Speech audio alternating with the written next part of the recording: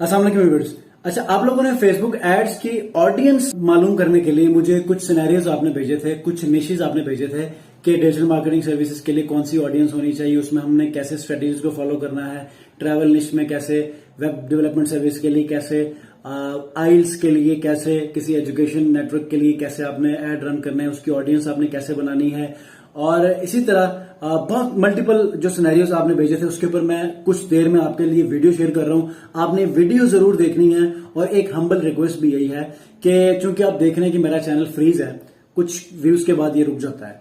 Reason आपको मैंने बताई है कि क्या वजह थी। तो आप लोगों से रिक्वेस्ट ये है कि अगर मैं ये क्वालिटी कंटेंट बना रहा हूं और ये बहुत रेयर है कि कोई आपको ऑडियंस के बारे में बताए और उसमें भी जो असल फार्मूला है, जो सीक्रेट चीजें हैं वो आप तक रिवील करें। तो बस आपसे हम्बल रिक्वेस्ट ये है कि अगर वो वीडियो आपके लिए हेल्पफुल है, मैं उससे पहले नहीं कर रहा, आपको मैं ये कह रहा हूं कि वीडियो देखने के बाद अगर आपको वो वीडियो